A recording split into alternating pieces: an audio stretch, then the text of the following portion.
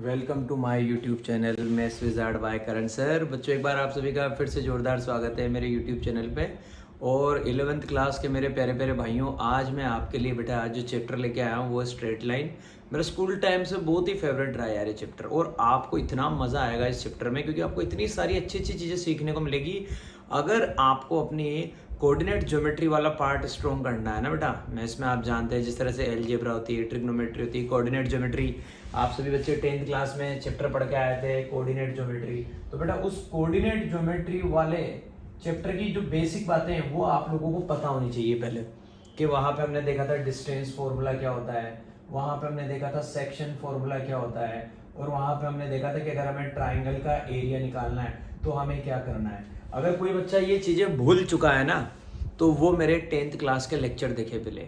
तो जो 10th class का मेरा कोऑर्डिनेट ज्योमेट्री वाला जो मेरे जितने भी लेक्चर है बेटा, आप प्लेलिस्ट में जाके पहले वो ओपन करिए, तो आपको डिस्टेंस, सेक्शन और एरिया ऑफ ट्रायंगल इनके बारे में इजीली नॉलेज मिल जाएगी।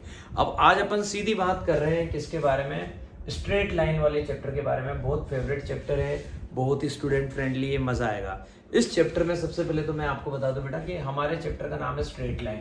स्ट्रेट लाइन क्या होती है बेटा? Every first degree equation. हालांकि हर बच्चा जो मुझसे पढ़ा हुआ है 9th और 10th में वो इस बात को जानता है क्योंकि मैंने उन्हें सिखा रखा है। Every first degree equation in x and y, x और वाई दोनों होना चाहिए, x and y always represents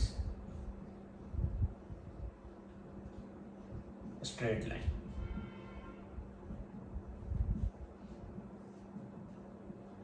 every first degree equation in x and y, x और वाई में एवरी फर्स्ट डिग्री इक्वेशन, दुनिया की कोई सी भी फर्स्ट डिग्री इक्वेशन हो एक्स और वाई में, मतलब एक्स और वाई ये दो वेरिएबल आपके पास होना जरूरी है। ठीक है, जैसे मैंने एक इक्वेशन लिख दी बेटा यहाँ पे 2x + 3y + 4 = 0।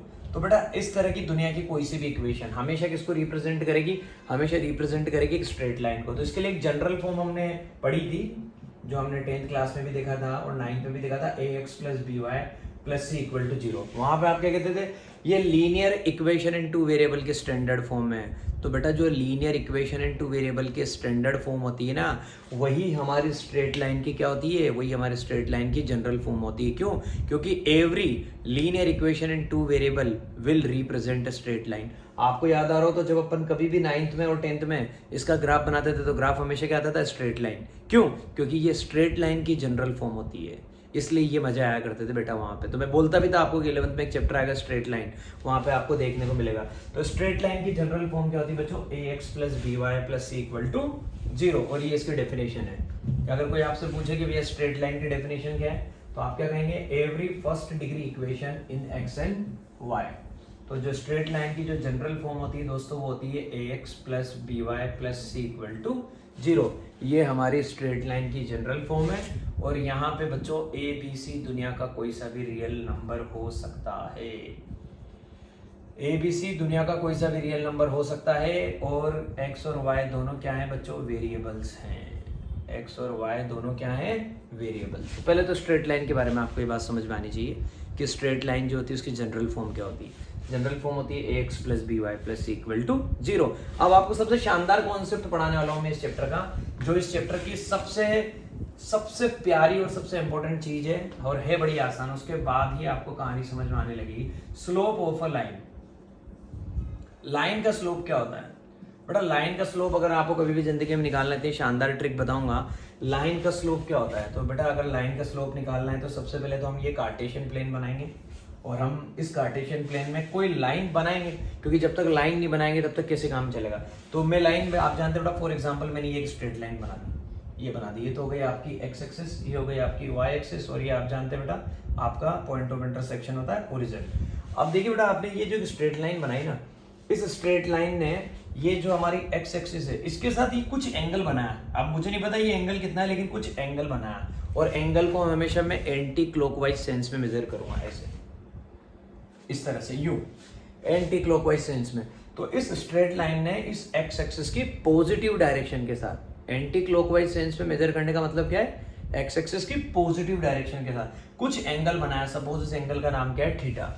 तो बेटा ये जो एंगल बनाया ना हमारी स्ट्रेट लाइन ने एक्स एक्सिस की पॉजिटिव डायरेक्शन के साथ, इस एंगल का trigonometrical tangent, I mean to say that tan theta. तो इस लाइन का स्लोप क्या होता है, टेन थीटा, और स्लोप को हम जनरली m से रिप्रेजेंट करते हैं, तो हम बोलते हैं m equal to tan theta. तो किसी भी लाइन का अगर आपको स्लोप निकालना है, तो स्लोप निकालने के लिए बेटा आपको सिर्फ इस एंगल की जरूरत है। अगर आपको ये एंगल दे रखा है तो आप क्या करेंगे, इस एंगल का टेन निकाल देंगे। जैसे अगर किसी बच्चे को समझ में नहीं आया हो, तो जैसे फॉर एग्जांपल थीटा की वैल्यू कितनी बेटा, 30 डिग्री। तो ट्रिग्नोमेट्री आपने 10th क्लास में पढ़ी थी, तो आपका स्लोप आ जाएगा m equal to tan theta, और यहाँ पे हम थीटा की जगह क्या पुट करेंगे बेटा, 30, तो हमारा स्लोप आ जाएगा टेन 30, और टेन 30 की वैल्यू होती है 1/√3। तो हम कहेंगे इस लाइन का स्लोप आ गया 1/√3। ऐसे अगर कोई कहे कि सर अगर मान लो थीटा की जगह कुछ और वैल्यू हो, तो ले लेते हैं, एक काम करते हैं, हमने आपकी बार थीटा की जगह वैल्यू पुट कर दी 45 डिग्री, तो हमारा स्लोप क्या आ जाएगा, m equal to tan theta, मतलब 10 45, और 10 45 की वैल्यू क्या होती है बेटा, 1, तो स्लोप कितना आ गया, 1। तो इस तरह से बेटा अगर मुझे थीटा की वैल्यू पता है तो मैं उसका ट्रिग्नोमेट्रिकल टेंजेंट निकाल दूंगा। जैसे अगर मुझे थीटा 30 पता है तो स्लोप आ जाएगा 10 30। थीटा अगर मेरा 45 डिग्री है तो स्लोप आ जाएगा मेरा 10 45, और थीटा अगर मेरा 60 डिग्री है तो मेरा स्लोप आ जाएगा बच्चों कितना, 10 60, और 10 60 की वैल्यू कितनी होती है, √3। तो इस तरह से मैं अपना स्लोप निकाल सकता हूँ। ऐसे ही अगर ये एंगल आपका थीटा है बेटा, तो सारे बच्चे जानते हैं बचा हुआ एंगल कितना आ जाएगा, 180 माइनस थीटा। ये तो बड़ी सीधी सी बात है। तो ये मैं आपको बताना चाह रहा हूँ कि आपको हमेशा जब भी स्लोप निकालना है, एक्स एक्सिस की पॉजिटिव डायरेक्शन के साथ एंगल चेक करना है। जैसे ये लाइन अगर मैं ऐसे नहीं बना के लाइन हमारी चेंज कर दूं, तो ध्यान दीजिएगा, अभी मैंने लाइन यूं बनाई। अगर मान लो मैं लाइन यूं ना बना के, मेरे मित्रों अगर मैं लाइन यूं ना बना के, लाइन कैसे बना दूं, मतलब लाइन जरूरी नहीं कि ऐसे ही है, लाइन सपोज मान लो मैंने ऐसे बना दी, हो सकता है किसी स्ट्रेट लाइन के बारे में जब अपन बात करें, तो जिस इक्वेशन के बारे में अपन बात कर रहे हैं, कोई सी भी ऐसी इक्वेशन ax + by + c = 0 के बारे में बात कर रहा हूँ, तो हो सकता है कोई इक्वेशन ऐसी आए मेरे पास जिसका ग्राफ इस तरह की स्ट्रेट लाइन आए। तो अब मैं बात क्या कर रहा हूँ, अब मैं आपसे बात कर रहा हूँ एक्स एक्सिस की पॉजिटिव डायरेक्शन के साथ, मतलब मुझे यूं चलना है, मुझे यूं नहीं आना, मुझे ऐसे नहीं जाना, मुझे कैसे आना है, यूं। तो मैं इधर से बेटा इधर आया, तो ये एंगल के बारे में मैं बात कर रहा हूँ, इस एंगल के बारे में मैं बात करता हूँ। मैं इधर से नहीं जाऊंगा, मैं उधर से आऊंगा। तो इस एंगल का क्या, इस एंगल का trigonometrical tangent, that is my slope. ऐसे बेटा बात चलती है। तो ये तो हो गई हमारी स्लोप की बढ़िया अच्छी वाली कहानी। अब स्लोप से रिलेटेड 2-3 बातें और बता देता हूं मैं आपको बेटा।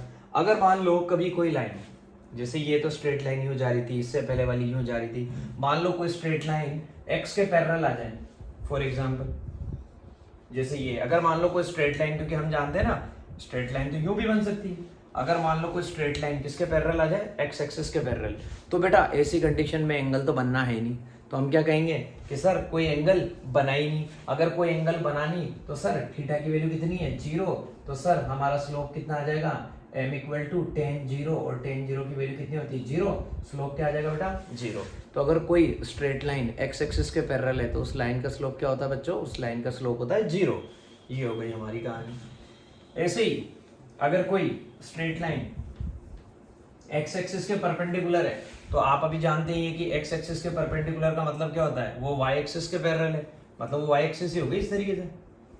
अगर कोई स्ट्रेट लाइन यूं ना बन के कैसी बन जाए बेटा, इस तरह से बन जाए, तो आप क्या कहेंगे, सर ये जो हमारी स्ट्रेट लाइन बनी है ना आपकी बार, ये एक्स एक्सिस की क्या है सर, परपेंडिकुलर है। अगर एक्स एक्सिस के परपेंडिकुलर है तो इसने क्या किया, 90 डिग्री का एंगल बनाया, तो हम बोलेंगे m इक्वल टू 10 90, और सर 10 90 की वैल्यू क्या होती है, नॉट डिफाइन।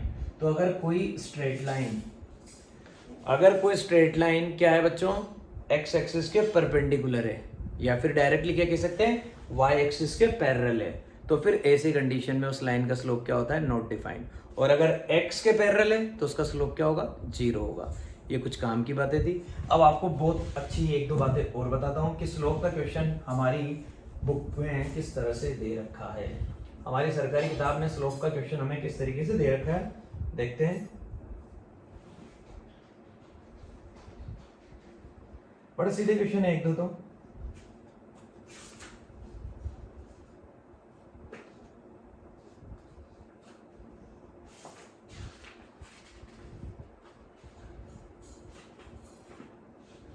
जैसे आपके पास क्वेश्चन है find the slope of a line whose inclination to the positive direction of x axis in anti clockwise direction।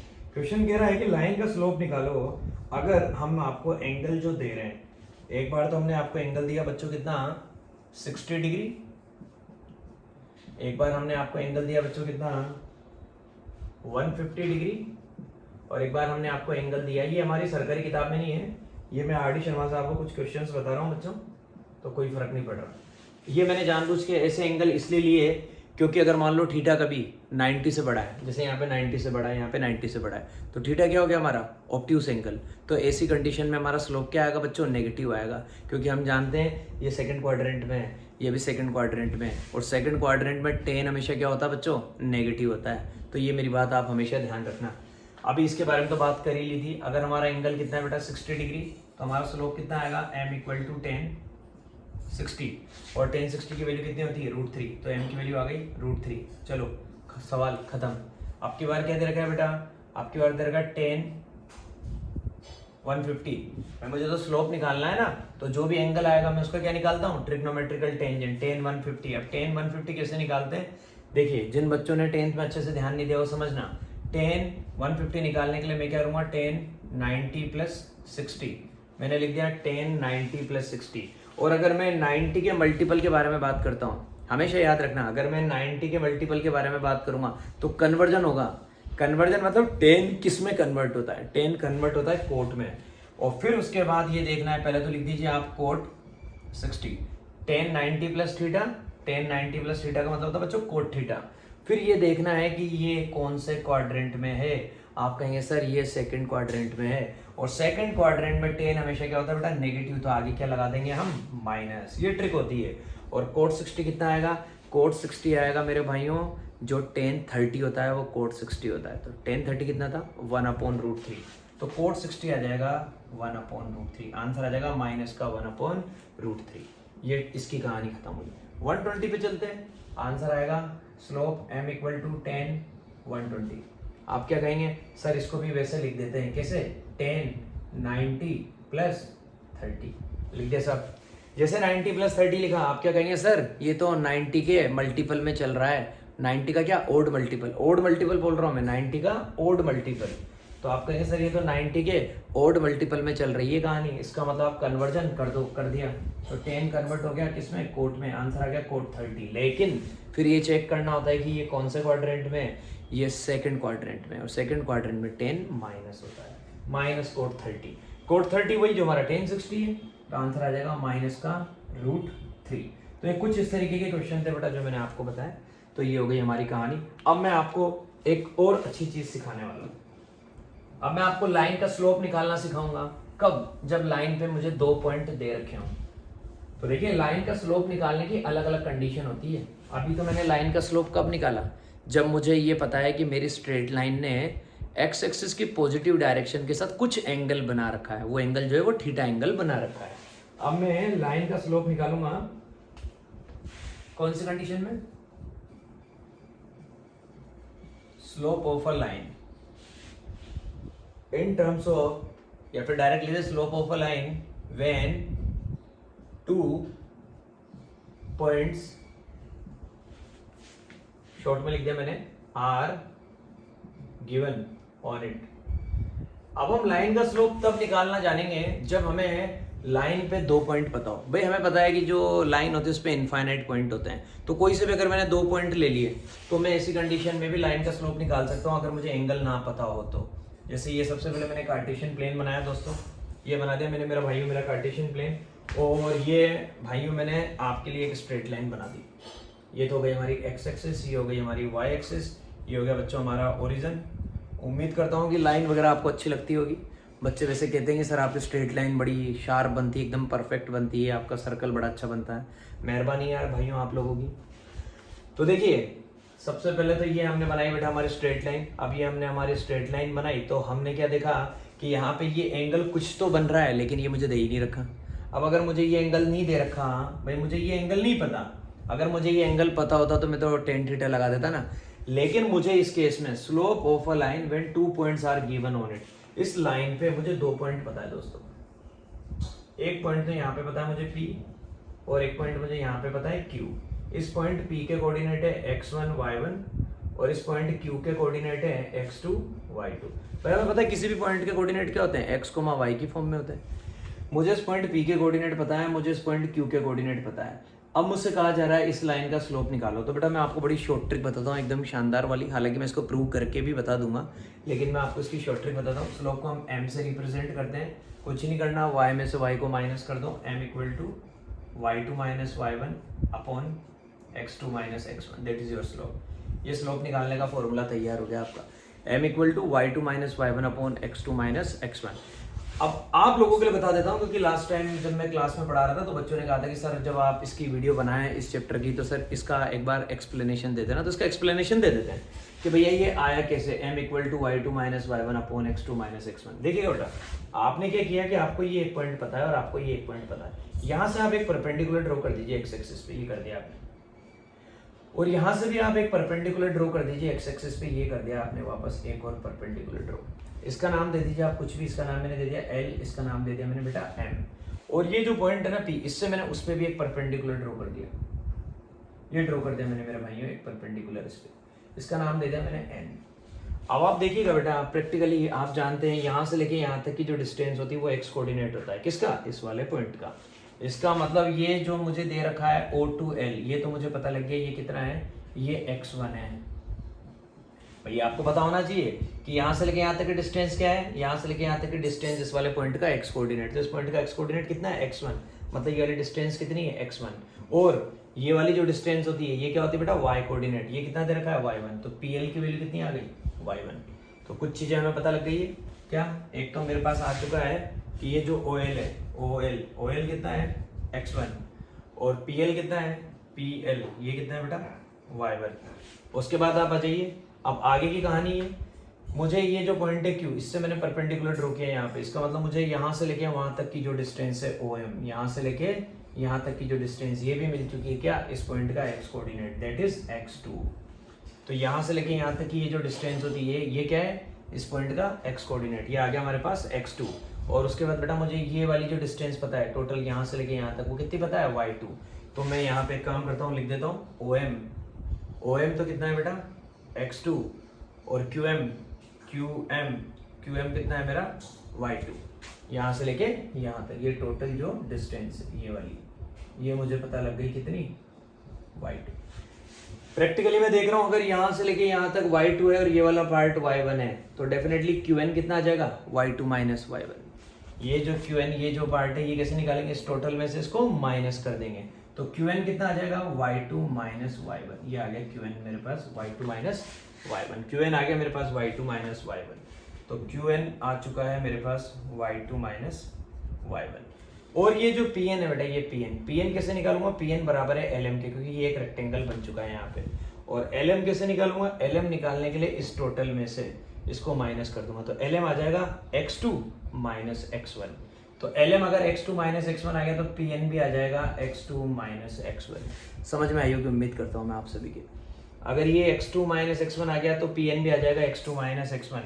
तो QN जो है यहाँ पे लिखा था मैंने, QN कितना आया, y2 माइनस y1। और बेटा ये PN कितना आया, PN आया है हमारे पास बच्चों x2 माइनस x1। तो ये आ गया बेटा हमारे पास, PN तो आ गया x2 माइनस x1 और QN आ गया y2 माइनस y1। अब दोस्तों आपको मजा आने वाला है जिंदगी में, एकदम शानदार वाला। हमने जैसे ही देखा यहाँ पे हमें पता लग गया कि यार ये लाइन और ये लाइन क्या पैरेलल है बेटा, ये देखिएगा, क्योंकि ये एक रेक्टेंगल बन चुका है। तो देखना आंसर तो ये है ही सही, ये भी मैं लेके आऊंगा, प्रूव करके बताऊंगा आपको, एक मजा आएगा। लाइन से निकल के छोटी सी प्रॉपर्टी, ये देखिए ये तो रहा PL और ये रहा हमारा QN। और फिर उसके बाद बेटा हम जानते हैं कि ये दोनों पैरेलल है, क्यों, क्योंकि ये बीच में एक रेक्टेंगल बन चुका है, तो इसका मतलब ये दोनों क्या है आपस में पैरेलल। तो ऐसा होने पे ये एक ट्रांसवर्सल जा रहा है बच्चों, इस तरीके से ये जा रहा है यहाँ से, ये इस तरीके से ट्रांसवर्सल निकलता हुआ आपका। तो आपने क्या देखा, आपने ये देखा कि ये जो कहानी है यहाँ पे, ये वाला एंगल कितना है बेटा, ये वाला एंगल आपके पास थीटा दे रखा है। तो ये जो एंगल है ना बच्चों, कौन सा, ये वाला एंगल, ये एंगल भी कितना आ जाएगा, थीटा। और अगर ये एंगल थीटा आ गया, अगर ये एंगल आपका थीटा आ गया, ये वाला एंगल, तो जिंदगी का मजा आ गया बच्चों। कैसे, हमें पता है ये एंगल अगर हमारा थीटा है तो वो वाला एंगल भी कितना हो गया, थीटा। तो हम इस ट्राइंगल में बात कर रहे हैं, इन ट्राइंगल कौन सा, PQN। ऊपर ये जो छोटा ट्रायंगल बन रहा है इसमें बात कर रहे हैं, ये एंगल थीटा आ चुका है, तो हम इस एंगल के बारे में अगर बात करें in triangle P Q N, ये एंगल थीटा है, अगर हम इसका टेन निकालें तो टेन थीटा कितना आएगा, टेन थीटा आएगा परपेंडिकुलर अपॉन बेस, तो आप क्या बोलेंगे, tan theta equal to Q N upon P N, और Q N upon P N की वैल्यू आपके सामने है बच्चों। तो आप क्या लिखेंगे, tan theta equal to Q N कितना है बेटा, Y two minus Y one, और पी एन कितना है, X two minus x one, ये आ गया आपका आंसर। और टेन थीटा का मतलब क्या होता है, स्लोप, इसका मतलब एम की वैल्यू क्या आ गई, y two minus Y one upon x two minus x one. तो वेरीफाई करके मैंने बता दिया ताकि आपको कभी ये नहीं लगे कि ये कैसे आया। तो मैंने आपको स्लोप निकालने के बच्चों दो तरीके बताए, एक तो जब एंगल पता है, और एक सेकंड केस अभी बताया जब आपको लाइन पे 2 पॉइंट पता है। अब आपके पास क्वेश्चन कैसा आया करेगा, देखिएगा, एक क्वेश्चन तो बड़ा सीधा सा इस तरीके का आएगा आपके पास, आपको हम 2 पॉइंट देंगे, हम आपसे कहेंगे find the slope of the line, find the slope of the line.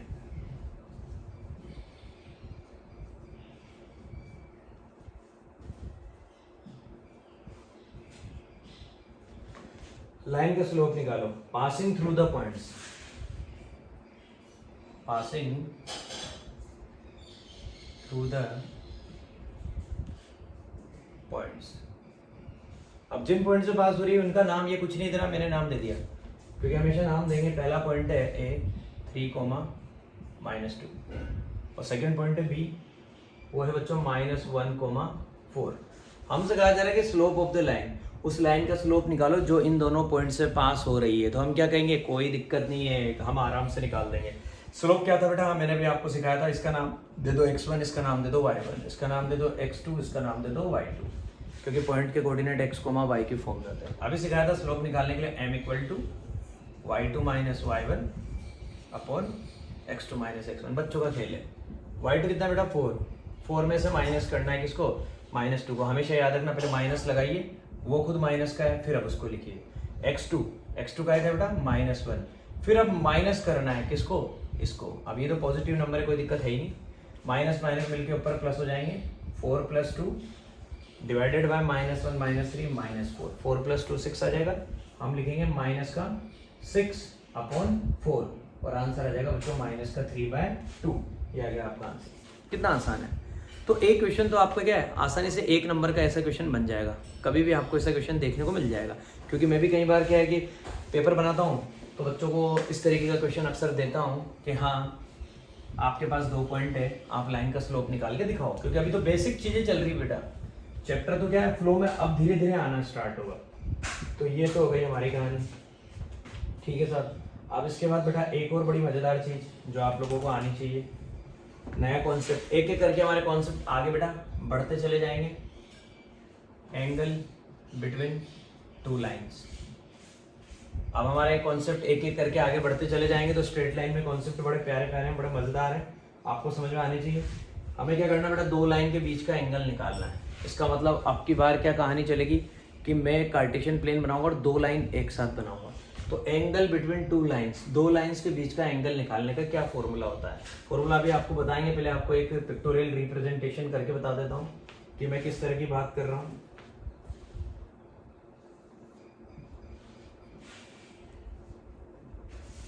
ये मेरी बेटा x एक्सिस है और ये मेरी y एक्सिस है। अब मुझे क्या करना बेटा, 2 लाइन के बीच का एंगल निकालना है। जैसे ये मैंने पहली स्ट्रेट लाइन बनाई, अब ये पहली स्ट्रेट लाइन जो है ये x एक्सिस के पॉजिटिव डायरेक्शन के साथ ये एंगल बना रही है, ठीक है। अब ये जो भी एंगल बना रही है इसका नाम मैंने बोल दिया θ1। ऐसे ही एट द सेम टाइम मैंने एक और स्ट्रेट लाइन बनाई बेटा, मैंने अब की बार ये स्ट्रेट लाइन इस तरह से बना दी ये, और ये जो स्ट्रेट लाइन है ये x एक्सिस के पॉजिटिव डायरेक्शन के साथ ये वाला एंगल बना रही है। मैंने इस एंगल का नाम दे दिया θ2। देखो बेटा पहली स्ट्रेट लाइन ये, इसने ये एंगल बनाया θ1। सेकंड ये हमेशा यूं, ये देखिए मेरा साइन देखना है, यूं चलता हूं मैं इससे, कोई दिक्कत ही नहीं आएगी। अब ऐसा होने पे आपने देखा कि इन दोनों स्ट्रेट लाइन ने एक दूसरे को यहाँ पे इंटरसेक्ट किया, हमें ये एंगल निकालना होता है। अब इस पॉइंट का कुछ भी नाम हम दे दें हमारे हिसाब से, जो भी आप देना चाहें आप दें या ना दें, कोई फर्क नहीं पड़ता। जैसे हमने यहाँ नाम दे दिया कि यहाँ पे ए पे कट किया, हमने बोल दिया यहाँ पे बी पे कट किया, और ये जो पॉइंट है इसका नाम मैं अक्सर पी देता हूँ, मैंने ये इसका नाम दे दिया पी। तो मैं आपसे बोल रहा हूँ कि इन दोनों स्ट्रेट लाइन के बीच का जो एंगल है ये वाला, चाहे आप ये वाला बात तो एक ही वर्टिकल अपोजिट एंगल, मैंने इसका नाम दे दिया थीटा। मतलब हमें क्या निकालना है, थीटा निकालना है। तो डेफिनेटली वो थीटा है तो ये भी थीटा होता है, कोई कहेगा सर ये भी तो एंगल बन रहा है, हाँ बन रहा है ना, ये क्या आएगा 180 माइनस थीटा, थीटा पता लग जाएगा अपने आप सारे काम हो जाएंगे, 180 माइनस थीटा, और ये 180 माइनस थीटा है तो इसके सामने वाला भी क्या आएगा 180 माइनस थीटा। तो हमारा तो मेन टारगेट क्या है, एंगल बिटवीन टू लाइंस, दो लाइंस के बीच का एंगल निकालना है। कैसे निकालेंगे, सबसे पहले तो ये पहली स्ट्रेट लाइन बनाई, फिर दूसरी स्ट्रेट लाइन बनाई। तो हमें ये पता है कि अगर इन दोनों लाइन ने जो यहाँ से एंगल बनाया, अगर हमें वो पता है, एंगल पता है, तो हम इन दोनों लाइन के क्या निकाल लेंगे, स्लोप निकाल लेंगे। तो ये केस कौन सा है, जब हमें दो लाइन के बीच का एंगल निकालना होता है ना, तो इस कंडीशन में हमें पता है क्या बेटा, इन दोनों लाइंस के स्लोप पता होने चाहिए, क्योंकि जो मेरे पास फॉर्मूला आएगा ना वो इनके स्लोप पे डिपेंड करेगा। तो जो फॉर्मूला है, पहले तो मैं आपको फॉर्मूला बता देता हूँ, फिर वो फॉर्मूला आया कहाँ से वो भी मैं आपको पूरी कहानी बता दूंगा। तो इन दोनों लाइन के बीच का स्लोप निकालने का जो फॉर्मूला होता है वो है दोस्तों, एक काम करते हैं फॉर्मूला ही अपन देख लेते हैं, क्योंकि वो वेरिफिकेशन तो क्या है बहुत लंबा चौड़ा है, तो ज़्यादा बेटर यही है। आप ये वाला काम करिए, tan theta equal to mods of m1 minus m2 upon 1 plus m1 m2, ये स्लोप है, ये आपका tan थीटा है, ये tan थीटा निकालने का आपका फॉर्मूला बेटा। तो आप कहेंगे सर tan थीटा तो स्लोप होता है, तो बिल्कुल हम सबसे पहले tan थीटा ही निकालेंगे, फिर इसके बाद हम थीटा निकालेंगे। थीटा निकालने के लिए tan उधर जाएगा ना बेटा, तो ये बन जाता है tan इनवर्स, ये इस तरह से बन जाता है। ये एक नई चीज़ है, इसको याद रखना। जैसे मैं आपको इसे सिखाता हूँ, कहीं पे लिखा हुआ है sin थीटा इक्वल टू, कहीं भी लिखा हुआ है 1/2, तो कोई बोलेगा थीटा निकालो, तो ये साइन उधर जाएगा, तो ये इनवर्स में जाता है। तो उसको लिखने का तरीका होता है थीटा इक्वल टू साइन, और इनवर्स का मतलब पावर -1, और इसको ब्रैकेट में लिख देंगे 1/2, इस तरह से लिखते हैं बेटा। तो जब मुझे यहाँ से थीटा निकालना है तो tan उधर जाएगा, तो मैं क्या बोलूँगा tan inverse, theta equal to tan inverse, और मॉडुलस के अंदर m1 minus m2 upon 1 plus m1 m2, ये मॉडुलस के अंदर लिखना है आपने को। ऐसा क्यों बेटा, क्योंकि कोई m2 माइनस m1 करे चाहे m1 माइनस m2 करे, हमें एक तरह से बात करनी। कई सारी बुक्स में m2 माइनस m1 भी लिखा होता है, तो उससे कोई फर्क नहीं पड़ता, m1 माइनस m2 लिखूँ चाहे m2 माइनस, क्योंकि मुझे मॉडुलस के अंदर मेरी वैल्यू लेके काम करना है। तो बेटा ये दो लाइन के बीच का एंगल निकालने का फॉर्मूला है, कब, जब हमें उन दोनों लाइंस के स्लोप पता है। तो angle between two lines if slopes are given, ये है main condition, if slopes are given, क्योंकि दो लाइन के बीच का एंगल निकालने का काम आपके पास कुछ टाइम बाद में भी आएगा। अभी कुछ टाइम बाद मैं आपके पास ऐसी कंडीशन लेके आऊंगा कि मैं दो लाइंस के बीच के एंगल निकलवाऊंगा, लेकिन तब मैं लाइन का स्लोप नहीं दूंगा, तब मैं आपको लाइंस की इक्वेशन दूंगा। तो अभी समझना, अगर आपको एंगल निकालना है दो लाइंस के बीच का, तो आपको पहले चेक करना पड़ेगा कि आपको मैंने इक्वेशन दे रखी। अगर इक्वेशन दे दूंगा तो अभी आपको थोड़ी देर बाद सिखाऊंगा मैं कि जब इक्वेशन दी होती है तो उससे स्लोप कैसे निकालते हैं, सब आ जाएगा आपको, आप चिंता मत करिए उसकी। लेकिन अभी अपने को कुछ नहीं पता, अभी अपन सिर्फ इतना जानते हैं क्योंकि अपन ने सिर्फ स्लोप के बारे में पढ़ा है। तो दो लाइन के बीच का एंगल अगर मुझे निकालना हो और मुझे अगर दोनों लाइंस के स्लोप पता है, तो मैं इस तरह से निकालूंगा, tan theta equal to mods of m1 minus m2 upon 1 plus m1 m2। अब कैसा क्वेश्चन आएगा इस कॉन्सेप्ट पे आप देखिएगा।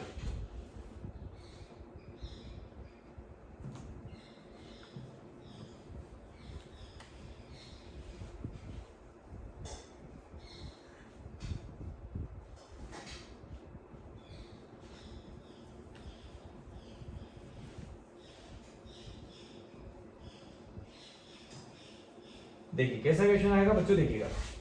आपसे कहा जा रहा है if a equal to, if a equal to मतलब a एक पॉइंट है, a के कोऑर्डिनेट है -2,1 और b के कोऑर्डिनेट है बेटा, सेकंड पॉइंट है b, उसके कोऑर्डिनेट है 2,3, उसके कोऑर्डिनेट है 2,3, और थर्ड पॉइंट है C। एक पॉइंट A है, एक पॉइंट B है, एक पॉइंट C है। C के कोऑर्डिनेट है -2, -4, आर 3 पॉइंट्स। हमसे कहा जा रहा है ये 3 पॉइंट है, चलो अच्छा है, are 3 points. Find the angle,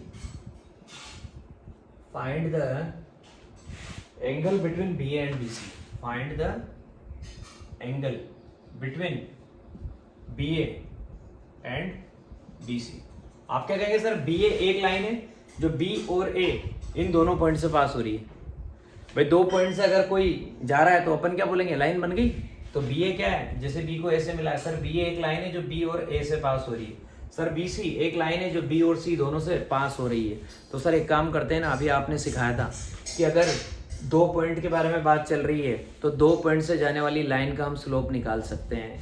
slope of B ए निकालेंगे सबसे पहले, स्लोप ऑफ बी ए, क्योंकि मुझे पता लग गया ना बी ए का मतलब ऐसी लाइन जो बी और ए से जा रही है, और मुझे पता लग गया कि ये 2 पॉइंट है, तो स्लोप ऑफ बी ए वही बेटा y2 माइनस y1। अभी आप बोलेंगे अब स्लोप ऑफ बी ए का नाम दे दो आप बेटा, यहाँ पे m1 नाम दे दो, पहले इसका नंबर आया इसका नाम दे दो m1। हम बोलेंगे वही y2 माइनस y1 एक बार छाप लेते हैं upon x2 minus x1।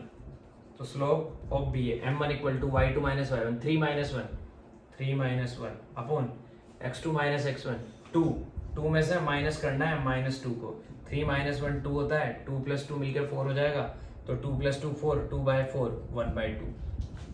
B ए का स्लोप आ गया 1/2, m1 की वैल्यू आ गई 1/2। अब अपन लिखेंगे slope of B C, slope of B C का स्लोप निकालना वही सेम पिक्चर, इसका नाम चेंज कर देते ताकि कंफ्यूजन ना हो, m2। बी ए का स्लोप m1, बी सी का स्लोप m2, तो वही y2 माइनस y1। अब की बार डायरेक्ट फॉर्मूला लगाऊंगा, -4 माइनस करना है किसको बेटा 3 को, x2 माइनस x1 -2 और माइनस करेंगे बेटा किसको 2 को, ये कर दिया 2 को। आप लिखेंगे m2 इक्वल टू -4 -3 -7 -2 -4, माइनस से माइनस की जिंदगी खराब 7/4। तो मुझे 2 चीजें पता लग गई, पहली लाइन बी ए का स्लोप पता लग गया, सेकंड लाइन मुझे बी सी का स्लोप पता लग गया। मैं यही तो काम करने आया था कि अगर मुझे क्या करना है, मुझे अगर 2 लाइंस के बीच का एंगल निकालना है तो अभी तक जो मैं सीखा हूँ इस चैप्टर में, मुझे दोनों लाइंस के स्लोप पता होने चाहिए, तब तो मेरा काम हो जाएगा। और अगर ऐसा नहीं है तो मेरे चक्कर पड़ जाएगा भाई। तो देखिएगा, हम सबसे पहले m1 को यहाँ अलग से लिख देते हैं कि m1 कितना आया था 1/2, और m2 कितना आया भाइयों, m2 आ गया मेरा 7/4। अब अपना काम स्टार्ट करते हैं। सबसे पहले तो वही tan थीटा निकालेंगे, फॉर्मूला लगाएंगे। हमेशा बेटा क्या है कि जब भी कोई भी क्वेश्चन करो ना, उसको बिल्कुल क्या बेसिक लेवल से करना चाहिए, मेरी एक ट्रिक होती है ताकि क्वेश्चन कभी गलत ना हो। सबसे पहले तो लिखिए tan थीटा, फॉर्मूला लिखिए पूरा, मॉडुलस के अंदर m1 minus m2 upon 1 plus m1 m2। कुछ सेकंड लगते हैं लेकिन सवाल गलत नहीं होता है। tan थीटा इक्वल टू, ये मॉडुलस बना है, m1 कितना है 1/2, माइनस करना है किसको 7/4 को, मॉडुलस बड़ा कर दीजिए अपॉन 1 प्लस m1 m1 कितना है 1/2, और m2 मतलब मल्टीप्लाई करना है किससे 7/4 से।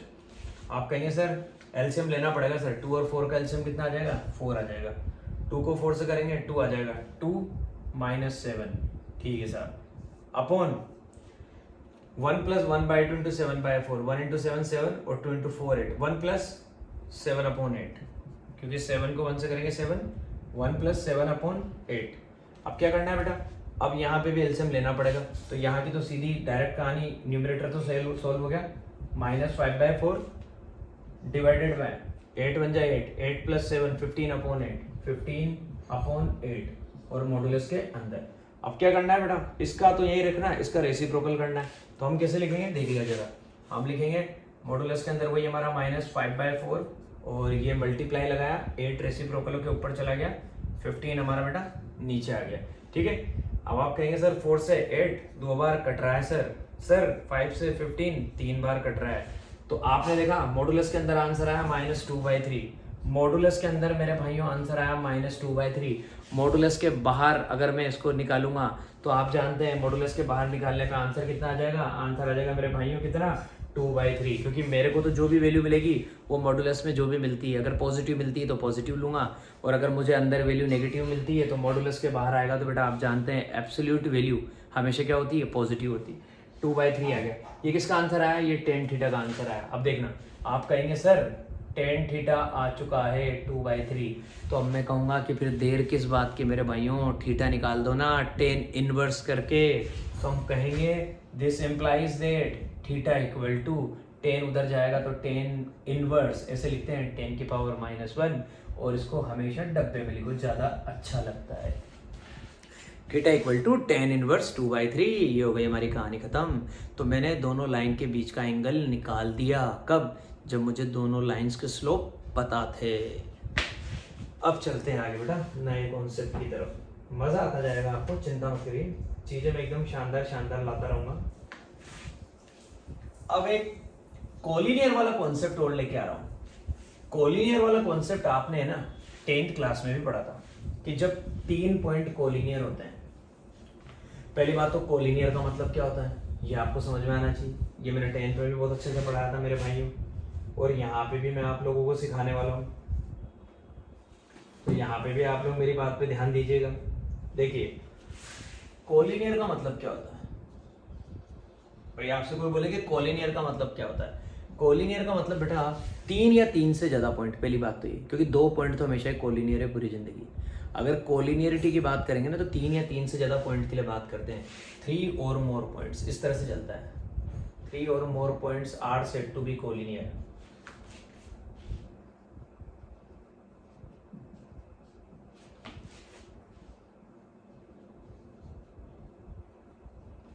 if they lie on a line।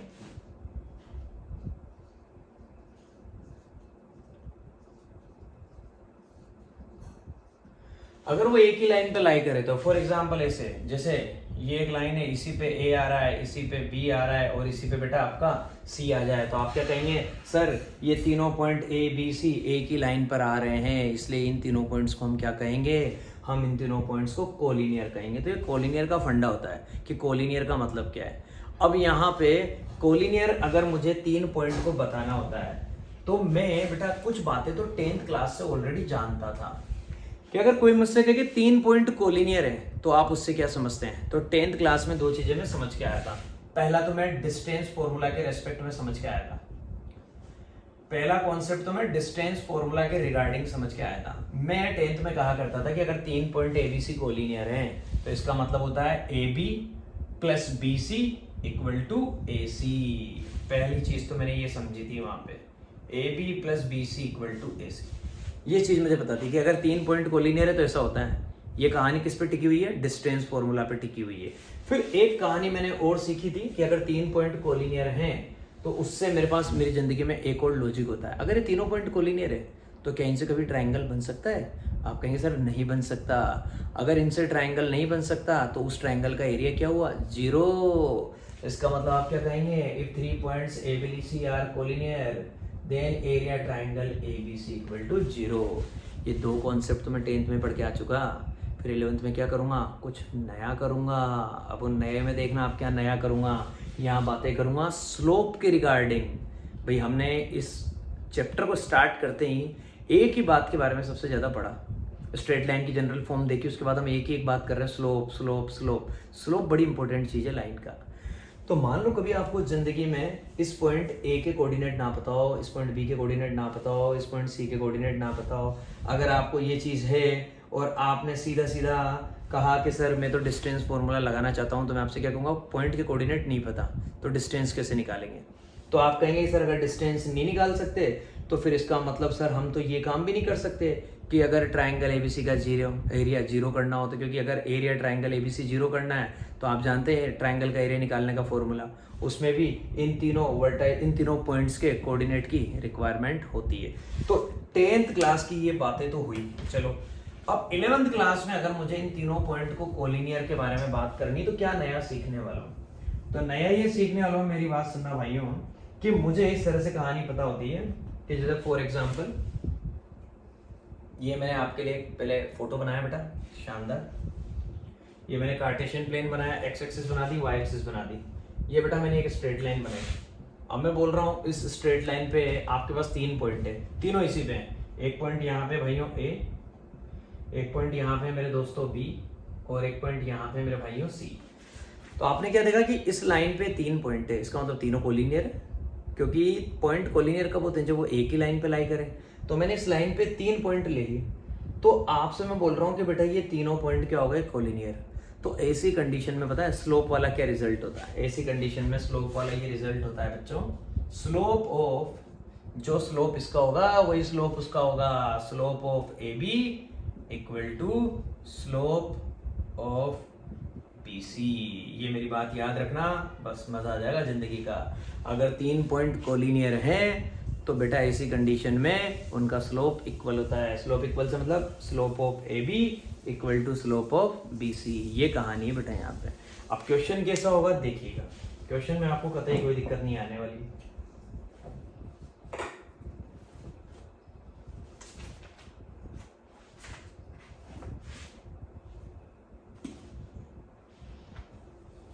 Question में आपको बहुत अच्छा वाला बताऊंगा, कॉलिनियर पे एक दो क्वेश्चन बहुत अच्छे हैं, तो मैं आपको वही वाला क्वेश्चन बताऊंगा जो आपकी सरकारी किताब में बहुत अच्छा दे रखा है। तो देखिए आपको कहा जा रहा है कि एक फिगर दे रखा है आपको यहाँ पे, वो आपको दे रखा है डिस्टेंस टाइम ग्राफ दे रखा है, ये देखिए। तो क्वेश्चन जो है आपकी सरकारी किताब का पेज नंबर 211 पे बच्चों, क्वेश्चन ना लिख के आपको मैं पूरा फिगर के थ्रू सब कुछ एक्सप्लेन कर दूंगा। एग्जाम्पल नंबर 5 है, पेज नंबर 211 पे एग्जाम्पल नंबर 5। और अगर आपको ये एग्जाम्पल समझ में आ गया मित्रों, तो आपको आपकी एक्सरसाइज 10.1 का क्वेश्चन नंबर 14 भी समझ में आ गया, क्योंकि कई सारे बच्चे फिर उस क्वेश्चन को अलग से पूछते हैं। तो एक्सरसाइज 10.1 का आपकी सरकारी किताब की एक्सरसाइज 10.1 का क्वेश्चन नंबर 14 जो है ना, वो यही है। मतलब बिल्कुल इसकी जेरोक्स कॉपी है। अगर आपको ये समझ में आ गया तो आपको वो समझ में आ जाएगा। तो इसलिए मैं ये एग्जाम्पल एक्सप्लेन कर रहा हूँ ताकि आपको प्रैक्टिस करने के लिए वो क्वेश्चन मिल जाए। तो देखिएगा कहानी क्या है बेटा, आपको यहाँ पे दे रखा है, इसमें डिस्टेंस टाइम ग्राफ बना के दे रखा है। इस तरह से दे रखा है कि ये जो हमारी एक्स एक्सिस और वाई एक्सिस जो है ना, उनके नाम चेंज कर रखे हैं और कुछ भी नहीं। जैसे मेरी जो एक्स एक्सिस है इसको तो मैंने क्या बोल दिया बेटा, टाइम एक्सिस। एक्स एक्सिस तो टाइम को रिप्रेजेंट कर रही, ठीक है। और जो मेरी जो वाई एक्सिस है ये बेटा ये डिस्टेंस को रिप्रेजेंट कर रही है, इसलिए हमने बोला डिस्टेंस को रिप्रेजेंट कर रही है। और डिस्टेंस मेरी यहाँ पे बच्चों मैंने बोला डी। जैसे टाइम को मैंने टी से बोला, ऐसे मैंने डिस्टेंस को बच्चों किससे बोला, डी से बोला। और ये तो हमारा फिक्स ओरिजिन होता ही है 0,0 हमारे ओरिजिन के कोऑर्डिनेट ओ। तो ये एक्स एक्सिस तो क्या है हमारी टाइम को रिप्रेजेंट कर रही है और वाई एक्सिस हमारी डिस्टेंस को रिप्रेजेंट कर रही है। तो बुक में कहा गया है कि ये हमारे को एक डिस्टेंस टाइम ग्राफ यहाँ पे दिया जाने वाला है। अब डिस्टेंस टाइम ग्राफ हमारे को किस तरह से दे रखा है, इस तरह से दे रखा है बच्चों, ये देखिएगा। ये हमारा डिस्टेंस टाइम ग्राफ हमें दे रखा है, ये बना दिया मैंने। हमसे कहा गया कि ये एक डिस्टेंस टाइम ग्राफ है, तो इसका मतलब यहाँ पे जो कट हुआ है इस पॉइंट का नाम ए दे रखा है बेटा। और इसके कोऑर्डिनेट डेफिनेटली आप जानते हैं, ये वाई एक्सिस पे आ रहा है तो एक्स कोऑर्डिनेट तो 0 आना ही है। इसके कोऑर्डिनेट दे रखे हैं 0,2। फिर यहाँ पे आपको एक पॉइंट दे रखा है बच्चों, आपसे कहा जा रहा है कि जब टाइम 0 है, डेफिनेटली टाइम 0 का मतलब क्या है, यहाँ पे आएगा टाइम 0। टाइम 0 मतलब x 0 है, तो डिस्टेंस कितनी है 2, तो ये आ गया। अगर हमारे पास टाइम 0 है, इस तरह से कहा गया है क्वेश्चन में, टाइम अगर 0 सेकेंड है तो डिस्टेंस कितनी है उस कंडीशन में, उस कंडीशन में डिस्टेंस है बच्चों 2। तो टाइम 0 है, डिस्टेंस 2, मतलब ये वाला पॉइंट रिप्रेजेंट करेगा। टाइम 0 मतलब x 0 और डिस्टेंस 2 है मतलब y की वैल्यू 2 है। फिर कहा जा रहा है कि when t equal to 3, मतलब जब x की वैल्यू 3 है तो आपका d 8 है। कुछ नहीं करना है इनको, x और y की तरह ट्रीट करना है। जब x की वैल्यू 3 है तो y की वैल्यू 8 है। तो मैंने बोला कहीं पे आगे जाके, जैसे यहाँ पे x की वैल्यू 1 है, यहाँ पे x की वैल्यू 2 है, यहाँ पे x की वैल्यू 3 है, और मैं बोल रहा हूँ कि यहाँ पे कहीं पे जाके हमारा वो कितना है 8 है, तो हमने बोल दिया b के कोऑर्डिनेट आ जाएंगे 3,8। पहले x को बोलेंगे बाद में y को बोलेंगे, 0,2 3,8। फिर हमसे कहा जा रहा है बच्चों using the concept of slope. ये क्वेश्चन अब आएगा, ये क्वेश्चन देखिएगा। पहले तो हमने आपके लिए ये फोटो बना दिया बेटा। हमसे ये दो बातें कही थी, उन दो बातों की हेल्प से मैंने ये एक स्ट्रेट लाइन बना दी। t इक्वल टू 0 पे d इक्वल टू 2 मैंने बना दिया, 0 पे 2, t इक्वल टू 3 पे d इक्वल टू 8 वो मैंने बना दिया, ठीक है। अब मुझसे कहा जा रहा है using the concept of slope, using the concept of slope find low of motion. Find low of motion. आप सोच रहे होंगे अभी तक तो ऐसी बातें हम फिजिक्स में किया करते थे, बट बेटा आज मैं आपको बहुत शानदार चीज अपने स्ट्रेट लाइन चैप्टर के थ्रू बताऊंगा।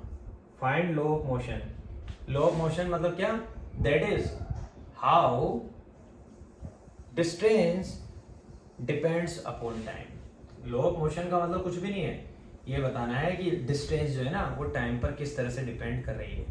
How distance depends upon time, ये मुझे बताना है कि डिस्टेंस और टाइम में क्या रिलेशन है, डी और टी में रिलेशन निकालना है मुझे बताना है कि how distance depends upon time.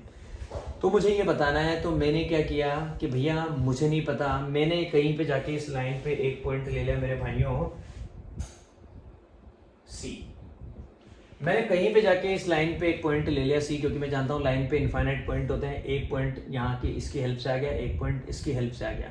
मैंने बोला यार ये जो सी जो पॉइंट है ना, ये लाइन पे कहीं पे है, तो इस सी पॉइंट के कोऑर्डिनेट क्या आएंगे आप बहुत अच्छे से जानते हैं। आप एक्स पे किसको ले रहे हैं बेटा, टी को, वाई पे किसको ले रहे हैं, डी को। तो आप कहेंगे सी पॉइंट के कोऑर्डिनेट टी कोमा डी है। सपोज सी पॉइंट के कोऑर्डिनेट क्या आ गए बच्चों, टी कोमा डी। तो आप क्या कहेंगे, सर ये जो पॉइंट है ना ये भी इसी लाइन पे है, और आपने कहा है लो जो आपको सर कॉन्सेप्ट काम में लेना है वो स्लोप का कॉन्सेप्ट काम में लेना है। तो स्लोप का कॉन्सेप्ट अगर काम में लेना है तो मुझे साफ साफ दिख रहा है कि एबीसी क्या है बेटा, कोलिनियर है। जब 3 पॉइंट कोलिनियर होते हैं, जब 3 पॉइंट कोलिनियर होते हैं, ए बी सी क्या है, कोलिनियर है। तो अभी रिसेंटली मैंने आपको सिखाया था, इसलिए बताया देखो मेरी स्टाइल कितनी अलग है। पहले मैं आपको वो कॉन्सेप्ट बताता हूँ और इमीडिएटली उस कॉन्सेप्ट में मैं आपको क्वेश्चन करवाता हूँ, ताकि आपके भेजे में क्या है वो लॉन्ग लास्टिंग रहे मामला। एबीसी तीनों पॉइंट क्या है बेटा, कोलिनियर है। तो अभी मैंने आपको रिसेंटली सिखाया था क्या कि अगर 3 पॉइंट कोलिनियर होते हैं तो ऐसी कंडीशन में हम क्या करते हैं, ऐसी कंडीशन, अब इसकी जरूरत है नहीं क्योंकि हमने पॉइंट लिख लिए। ऐसी कंडीशन में हम ये काम करते थे, slope of A B equal to slope of B C. तो कर देते हैं हमारा काम। रोक कौन रहा है, और कोई रोके तो रुकना भी नहीं है, क्योंकि हमें तो बेटा करके दिखाना है। Slope of A B equal to slope of B C. आप ए बी का स्लोप अगर निकालना है तो डायरेक्ट करेंगे आपकी बार। अब अपन इसमें स्मार्ट हो चुके हैं। y2 minus y1 upon x2 minus x1 3 minus 0 equal to slope of B C वही y2 minus y1 d minus 8। कह रहा हूँ एक बार समझ में आने के बाद तो चैंपियन रहता है, मजा आता है फिर कि हाँ क्या मजे आ रहे हैं। अपॉन t माइनस 3 आप कहेंगे सर 8 माइनस 2 सर जी 6 होता है, और 3 में से 0 जाएगा 3, 6 upon 3 equal to d minus 8 upon sir t minus 3। Sir 3 से 6 को 2 बार काट दो, सर ये 2 इधर t माइनस 3 से मल्टीप्लाई में भेज दो, पूरा मल्टीप्लाई होगा क्रॉस मल्टीप्लाई। तो आप क्या कहेंगे sir 2t minus 6 equal to sir d minus 8। अब आप कहेंगे सर एक काम करते हैं, ये माइनस का 6 है उधर भेज देते हैं, प्लस का 6 आ जाएगा, या फिर एक काम करते हैं माइनस का 8 को इधर भेज दो, जो आपका दिल करे। आप कहेंगे sir 2t minus 6 plus 8 equal to d। मैं इधर सिर्फ d रखना चाह रहा हूँ ताकि मैं आपको बताऊंगा डिस्टेंस टाइम पर किस तरह से डिपेंड कर रही है। डायरेक्ट 2t माइनस 6 माइनस का 8 इधर आया, प्लस का 8 आ गया, तो बेटा माइनस 6 प्लस 8 प्लस का 2 आ जाएगा, 2t plus 2 equal to d। यही आपका आंसर है। आप चाहें तो ज्यादा से ज्यादा यहाँ पे 2 कॉमन ले सकते हैं, और ना ले तो भी आपका आंसर बच्चों आ चुका है। आपका आंसर क्या आ चुका है, देखिए d equal to 2t plus 2, that is your answer. और आगे की एक स्टेप बस इतनी सी कि d इक्वल टू 2 कॉमन आ गया डब्बे में, t प्लस 1। इस तरह से डिस्टेंस टाइम पर डिपेंड कर रही है। अगर आप t की वैल्यू 1 रखेंगे तो 1 प्लस 1 2 इंटू 2 4, ऐसा होता चला जाएगा आपका रिलेशन। इस तरह से डिस्टेंस जो है ना वो टाइम पे डिपेंड कर रही है। जैसा भी आप फॉर एग्जांपल यहाँ पे देख लीजिए, ये पूरे जो पॉइंट है यहीं से मिल जाएंगे आपको। अगर मैं t की जगह 0 रखता हूँ, देखना आप t की जगह 0 रखता हूँ तो 0 प्लस 1 मतलब 1 को 2 से करूँगा 2, तो देखो 0 पे 2 ही तो था। अगर मैं t की जगह क्या रखता हूँ, t की जगह अगर मेरे भाइयों मैं 3 रखता हूँ तो 3 प्लस 1 4 को 2 से करूँगा 8, ये आ गया ना बेटा 8। तो ये एक मेरे पास क्या बन चुका है, लॉ ऑफ मोशन बन चुका है। मतलब ये मेरे पास एक फॉर्मूला बन चुका है डिस्टेंस और टाइम के बीच में, जो ये बता रहा है कि how distance depends upon time. ये हो गई दोस्तों कहानी। चलो उम्मीद करता हूँ सारे बच्चों को बहुत अच्छे से मेरी बात समझ में आई होगी। अब आप देखिएगा बेटा, अब आज और बड़ी शानदार कहानी लेके आया हूँ आपके लिए।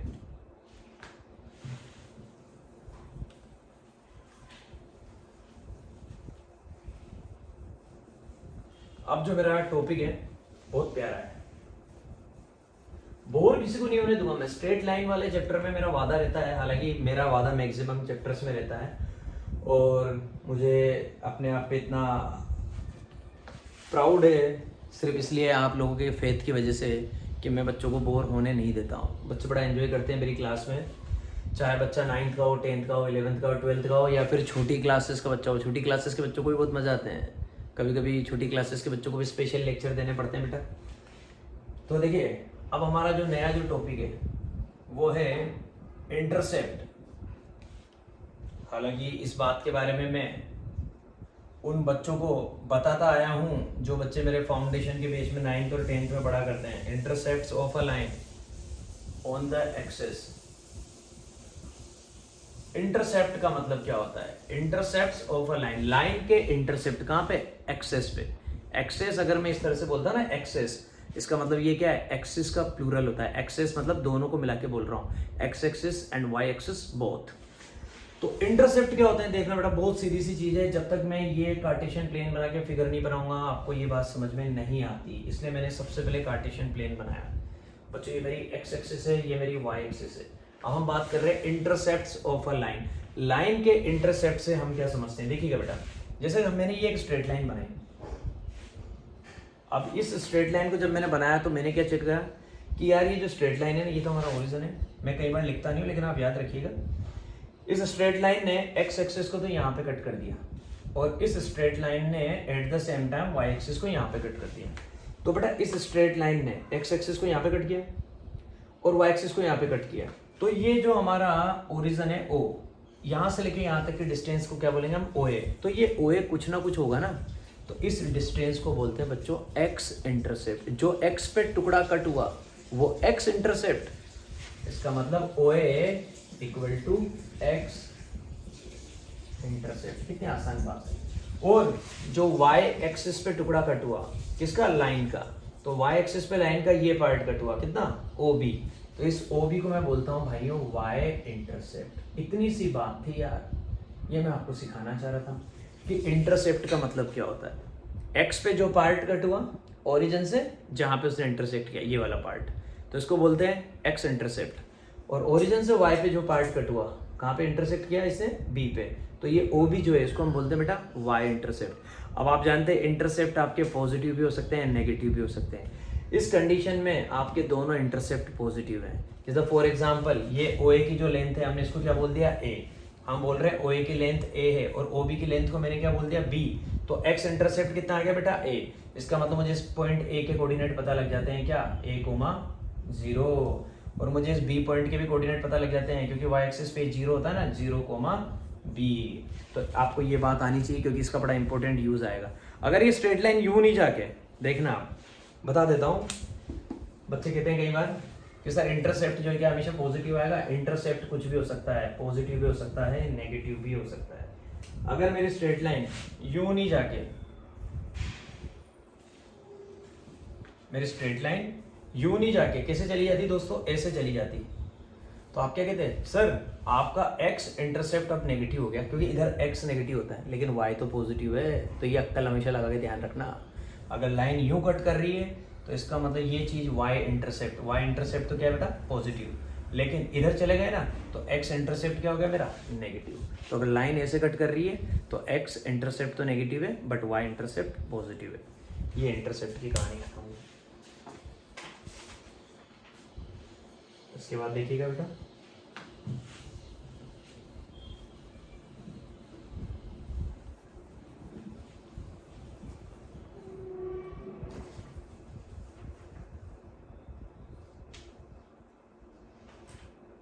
अब देखिएगा एक चीज जो थी, ये हम 9th क्लास में जो पढ़ के आए थे, इसको एक बार वापस मैं आपको रिवाइज करवा देता हूँ। वो दे भी रखा है हमारे को यहाँ पे। सबसे पहले अब अपन बात करेंगे बेटा लाइन की इक्वेशंस के बारे में बात करेंगे। डिफरेंट फॉर्म्स, लाइन की जो डिफरेंट फॉर्म होती है उनके बारे में बात करेंगे। ये सबसे इंपॉर्टेंट कॉन्सेप्ट है, different forms of the equation of a straight line.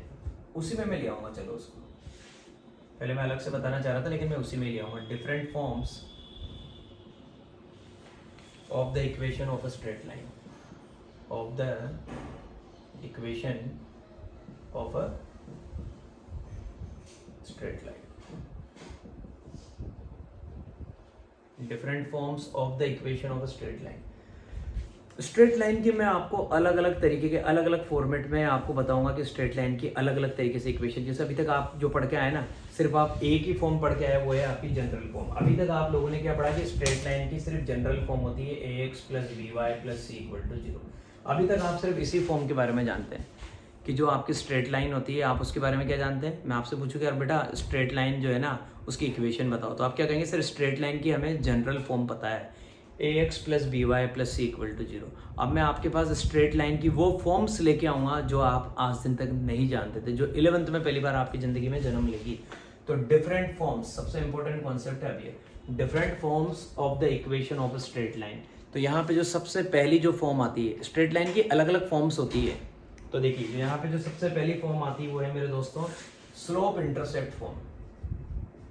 Slope, इसलिए मैंने आपको पहले इंटरसेप्ट पढ़ाया था ताकि आपको समझ में आ जाए कि इंटरसेप्ट का मतलब क्या होता है। तो स्ट्रेट लाइन की जो हमारे पास सबसे पहली जो फॉर्म आई है बेटा, ये तो जनरल फॉर्म होती है, हमेशा याद रखना।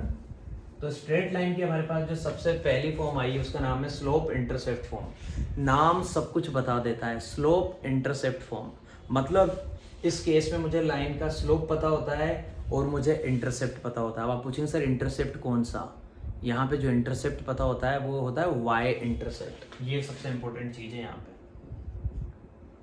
क्योंकि अभी मैंने आपको बताया कि इंटरसेप्ट जो है वो दो तरह से होता है, एक्स इंटरसेप्ट भी होता है, वाई भी होता है। लेकिन इस फॉर्म की जो स्पेशलिटी है वो स्पेशलिटी क्या है कि जब मैं स्लोप इंटरसेप्ट फॉर्म के बारे में बात करता हूँ तो मैं उस कंडीशन में बोलूँगा कि मुझे लाइन का स्लोप पता है और मुझे ये पता है कि लाइन ने वाई एक्सिस पे जो इंटरसेप्ट कट किया वो कितना है।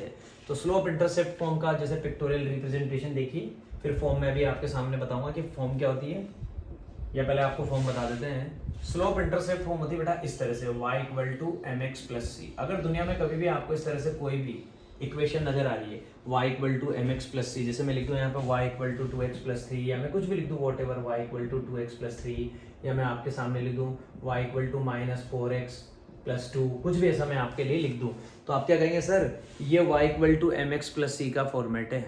सर ये y = mx + c का फॉर्मेट है, इसका मतलब सर ये स्ट्रेट लाइन की स्लोप इंटरसेप्ट फॉर्म है। तो सबसे पहले तो ये फॉर्म आपको अपने भेजे में याद रखनी है, बड़ी इंपॉर्टेंट है बेटा, याद रखनी है ना।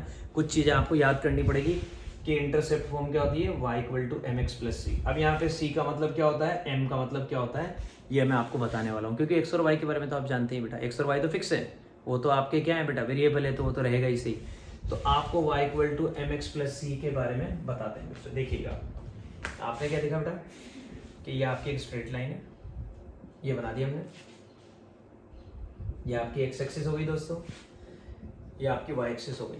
अब देखिए बेटा y = mx + c, जैसे मेरे पास ये एक स्ट्रेट लाइन है, हमने देखा कि ये हमारा ओरिजिन है, इस स्ट्रेट लाइन ने यहाँ पे a पे कट किया और यहाँ पे b पे कट किया, तो ये OB जो है इसको हम क्या बोलते हैं बेटा, y इंटरसेप्ट। तो वो c को रिप्रेजेंट करता है। तो c का मतलब क्या है यहाँ पे, y इंटरसेप्ट ये होता है। आप सोच रहे होंगे ना कि c का मतलब क्या है, x और y तो चलो हमारे वेरिएबल है, लेकिन यहाँ पे दो चीजें जो हमें पता होगी, c का मतलब होता है y इंटरसेप्ट और m का मतलब आप समझ ही चुके हैं बेटा, लाइन का स्लोप। तो c का मतलब तो है y इंटरसेप्ट और m का मतलब स्लोप ऑफ लाइन। तो अगर कभी मुझे जिंदगी में दो बातें दे दी जाए, मुझे अगर किसी लाइन का स्लोप दे दिया जाए और मुझे उस लाइन का y इंटरसेप्ट दे दिया जाए, मुझसे कहा जाए कि लाइन की इक्वेशन बना के बताओ, तो मैं क्या कहूँगा, बच्चों का खेल है, y = mx + c छाप दो। जैसे y = mx + c छापूंगा, मैं बोल दूंगा कि अब मेरी लाइन की फॉर्म बन चुकी है, फॉर्म का नाम है स्लोप इंटरसेप्ट फॉर्म। तो ये आ गई बेटा y का मतलब, सॉरी c का मतलब y इंटरसेप्ट और m का मतलब स्लोप ऑफ लाइन। तो ये चीज़ तो होती है बच्चों c, और ये जो एंगल जो भी होगा, इस एंगल के बारे में पता होगा तो उस एंगल का हम tan थीटा निकाल देंगे, तो m = tan थीटा, तो हमारा स्लोप हमें पता लग जाएगा। तो ये मेरी स्लोप इंटरसेप्ट फॉर्म है, ये हो गई बेटा कहानी। अब इसके बाद मैं आपके पास नई फॉर्म लेके आ रहा हूँ स्लोप इंटरसेप्ट फॉर्म के बाद। तो मैं आपको लाइंस की बहुत सारी फॉर्म्स पढ़ाऊंगा, यहाँ पे आपको याद रखनी है।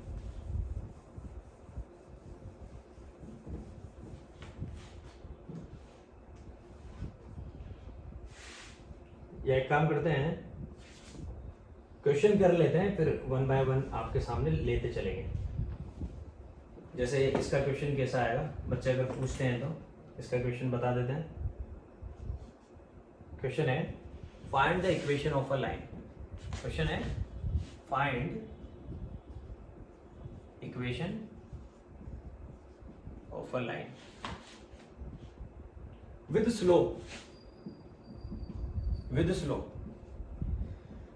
पहले मैं सोच रहा था आपको सारी फॉर्म्स पढ़ा दूं फिर, लेकिन कोई बात नहीं, पहले अपन एक काम करते हैं। अपन ने पहली फॉर्म क्या पढ़ी, जो डिफरेंट फॉर्म है, जनरल फॉर्म तो अपन पढ़ चुके हैं, वो तो अपन कब से पढ़ते आ रहे हैं। जो पहली फॉर्म अपन ने पढ़ी वो बोली स्लोप इंटरसेप्ट फॉर्म, तो उसके बारे में बात कर रहे हैं। उसका क्वेश्चन कैसा आएगा, find equation of a line with slope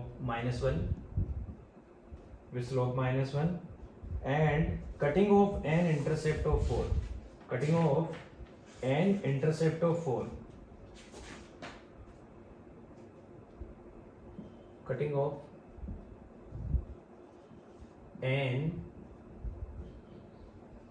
intercept of 4 unit on negative direction of y-axis। देखो उससे पहली बात कितनी शानदार करी, cutting off an intercept of 4 unit का इंटरसेप्ट कट हुआ, लेकिन कहां पे, on negative direction of y-axis, on negative direction of y axis. ये बात कितनी शानदार कही है, देखिएगा, इसलिए मैंने जानबूझ के क्वेश्चन लिया है, सरकारी किताब में नहीं था, मैंने आरडी से लिया है। Negative direction of y axis की नेगेटिव डायरेक्शन पे, मतलब जो स्लोप कट रहा है ना वो ऊपर नहीं कट रहा, सॉरी जो इंटरसेप्ट कट हो रहा है, स्लोप में गलती से भूल गया भाइयों, तो जो इंटरसेप्ट कट हो रहा है वो इस तरह से जा रहा है, मतलब अगर हम यूं बनाएंगे तो ऐसा बनाने पे तो हमारा y इंटरसेप्ट क्या होता है बच्चों, पॉजिटिव होता है। तो मुझे ऐसे नहीं बनाना, हालांकि कोई बनाने के लिए कहेगा नहीं, लेकिन अपने को समझ में आना चाहिए। तो मैंने क्या बोला आपसे कि यहाँ पे कहानी क्या है, हमारा जो y इंटरसेप्ट है वो क्या है, नेगेटिव डायरेक्शन में कट हो रहा है। तो नेगेटिव डायरेक्शन में कैसे कट होगा, नेगेटिव डायरेक्शन में कट होने के लिए तो कहानी ऐसे जाएगी ना यार भाई। तो ये जो कहानी मिली ना मुझे, ये वाली कहानी, इस कहानी के बारे में बात कर रहा हूँ कि मुझे ये डिस्टेंस कितनी दे रखी है, मुझे डिस्टेंस दे रखी है 4 यूनिट, लेकिन कहाँ पे, नेगेटिव डायरेक्शन पे। तो नेगेटिव डायरेक्शन तो फिर नेगेटिव करना ही पड़ेगा। तो c की वैल्यू कितनी आई, -4। अगर ये ऊपर होता तो हम c की वैल्यू क्या लिखते हैं, +4। आप जानते हैं y इंटरसेप्ट को हम क्या बोल रहे हैं, c बोल रहे हैं। तो c पता लग गया मुझे क्वेश्चन में, c कितना है, -4। और मुझे स्लोप भी पता लग गया, -1। मैंने क्या कहा, स्लोप पता लगेगा, y इंटरसेप्ट पता लगेगा, पहली फॉर्म काम में आएगी। m पता लग गया कितना, -1। आप कहेंगे सर c पता है, m पता है, तो आप किसका इंतजार कर रहे हैं सर, आप y = mx + c क्यों नहीं लगाते, ये लगा डाला भैया, y = mx + c। m कितना है, -1, तो -1 को x से मल्टीप्लाई करना है, c कितना है, c है मेरे पास -4। हम क्या कहेंगे, -1 को x से करेंगे, माइनस का x ही आएगा, तो y = -x और -4, -x -4। अब आपको सबसे कमाल की बात बताने वाला हूँ, जो मैं सोच रहा था बाद में बताऊंगा, लेकिन अभी बताता हूँ। दुनिया की कोई सी भी इक्वेशन हो, अभी मैं और भी आपको बताऊंगा, मतलब दुनिया की कोई सी भी फॉर्म हो, स्ट्रेट लाइन की कोई सी भी फॉर्म हो, हम उसको जनरल फॉर्म में बना सकते हैं, और जनरल फॉर्म को सब में भी बना सकते हैं। अगर कोई मेरे पीछे पड़ जाए कि ये आपने बना दी सर स्ट्रेट लाइन की कौन सी फॉर्म, हमारी स्लोप इंटरसेप्ट फॉर्म, ये हमने हमारी स्ट्रेट लाइन की कौन सी फॉर्म बना दी बच्चों, स्लोप इंटरसेप्ट फॉर्म। अब अगर कोई मुझसे कहे कि सर इस स्लोप इंटरसेप्ट फॉर्म को आप जनरल फॉर्म में कन्वर्ट करके बताओ, कुछ नहीं करना है यार, कुछ भी नहीं करना। आपको क्या करना है, ये x जो है ना, इसको इधर ट्रांसपोज करना है। अभी तो ये किसको रिप्रेजेंट कर रहा है, अभी तो ये रिप्रेजेंट कर रहा है स्लोप इंटरसेप्ट फॉर्म को, अभी जनरल को करेगा। -x को इधर लेके आ जाओ, इधर आएगा तो प्लस का हो जाएगा, x + y, -4 इधर लेके आ जाओ, +4 = 0। ये लो बन गया ax + by + c = 0। तो किसी भी फॉर्म दे रखी हो, हम किसी भी फॉर्म को जनरल फॉर्म में कन्वर्ट कर सकते हैं, और जनरल को भी किसी में भी कन्वर्ट कर सकते हैं, वो बात का टारगेट है। पहले तो अभी जो चल रहा है, मैंने आपके सामने बात करी किसकी, स्लोप इंटरसेप्ट फॉर्म की, समझाया कि फॉर्म क्या होती है, आंसर निकाल के दिखाया भाई। फिर ये दिखाया कि अगर स्लोप इंटरसेप्ट फॉर्म को कोई मुझसे कहे कि सर आप तो जनरल फॉर्म में, स्टैंडर्ड फॉर्म में कन्वर्ट करके दिखाओ, तो कर दिया। कोई कहे कि सर a की वैल्यू मैं बोलूँगा x का कोफिशिएंट a होता है 1, y का कोफिशिएंट b होता है 1, और यहाँ पे कांस्टेंट टर्म c होती है, c की वैल्यू 4। ये हो गई कहानी। चलो जी, अब आगे हम कौन सी फॉर्म के बारे में पढ़ने जा रहे हैं, आगे हम पढ़ने जा रहे हैं पॉइंट स्लोप फॉर्म के बारे में। एक फॉर्म तो हम पढ़ चुके, जिसका नाम है, ये लिख रहा, स्लोप इंटरसेप्ट फॉर्म। ठीक है भैया, अब आ जाओ मेरे प्यारे प्यारे बच्चों, सेकंड फॉर्म जिसका नाम है point slope form. Point slope form, point slope form. Point slope form नाम से ही पता लग रहा है कि पॉइंट स्लोप फॉर्म किसको रिप्रेजेंट करेगी।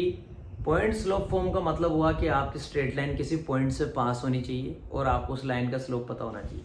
मतलब पिछली बार आपको क्या पता था, पिछली बार आपको स्लोप पता था, लेकिन आपको स्लोप के साथ पिछली बार इंटरसेप्ट पता था। इस बार क्या है, इस बार स्लोप पता है, इंटरसेप्ट पता नहीं है। इस बार ये पता है कि लाइन कौन से पॉइंट से जा रही है। तो बेटा ऐसे अगर हमारी जिंदगी में कंडीशन आए ना, तो पहले तो मैं आपको बता दूं कि सपोज आपकी जो लाइन है उसका स्लोप कितना है, m है। स्लोप को हम m से रिप्रेजेंट करते हैं और जिस पॉइंट से जा रही है, मैंने बोला बेटा सपोज वो पॉइंट है P और उस पॉइंट P के कोऑर्डिनेट है x1, y1। ये मैंने आपसे बोला कि आपकी लाइन जिस भी पॉइंट से जाएगी वो कोई पॉइंट तो होगा, तो मैंने बोला उस पॉइंट के कोऑर्डिनेट है x1, y1 और आपकी जो लाइन है उसका स्लोप कितना है बेटा, m। तो ऐसी कंडीशन में पॉइंट स्लोप होती है y minus y1 equal to m x minus x1। अगर आपको ये फॉर्मूला याद है तो जिंदगी में मजा आ जाएगा। y minus y1 equal to m x minus x1, ये हमारी क्या होती है बच्चों, ये हमारी पॉइंट स्लोप फॉर्म होती है। y minus y1 equal to m x minus x1। इस तरह से हमारी कहानी रहेगी बेटा, तो ये आपको याद रखना है। ये पिक्चर आपको याद रखनी है कि अगर आपको पॉइंट स्लोप फॉर्म के बारे में पूछा जाए तो आप क्या कहेंगे, अगर किसी लाइन का स्लोप m है और उस लाइन को जिस पॉइंट से पास हो रही है उस पॉइंट के बारे में हमें पता है कि उसके कोऑर्डिनेट है x1, y1, तो उस लाइन की इक्वेशन आ जाएगी y माइनस y1, ये इक्वेशन आ गई equal to m x minus x1। Question कैसा आएगा देखिएगा, बड़ा सीधा सा है। मुझसे कहा जा रहा है कि एक लाइन है उसकी इक्वेशन निकालो। अब सीधा अपन डायरेक्ट बात करेंगे, लाइन की क्या निकालनी, इक्वेशन निकालनी। क्वेश्चन में कहा जा रहा है वो लाइन पास हो रही जिस पॉइंट से, पासिंग थ्रू पॉइंट्स P। एक पॉइंट से पास हो रही बेटा, उस पॉइंट के कोऑर्डिनेट है 2, -3। क्वेश्चन क्या है फिर सुनिएगा, लाइन की इक्वेशन निकालो। निकालो सब, एक पहले पढ़ चुका, एक अभी पढ़ चुका, अपना पता लग जाएगा कि वो लगेगी या ये लगेगी, देखना। अब हमारी लाइन किससे जा रही है, एक पॉइंट से जा रही है। अगर पॉइंट से जा रही है तो अभी से मेरे दिमाग में आ गया कि यार फिर तो कहीं ना कहीं ये लगेगी। और मुझे कहा जा रहा है कि and inclined at an angle, ये बात बड़ी अच्छी थी, डायरेक्ट स्लोप नहीं दिया। एंड इंक्लाइंड, इंक्लाइंड का मतलब लाइन जो है ना जिस एंगल से झुकी होती है, लाइन जिस एंगल पे x एक्सिस की पॉजिटिव डायरेक्शन के साथ झुकी होती है।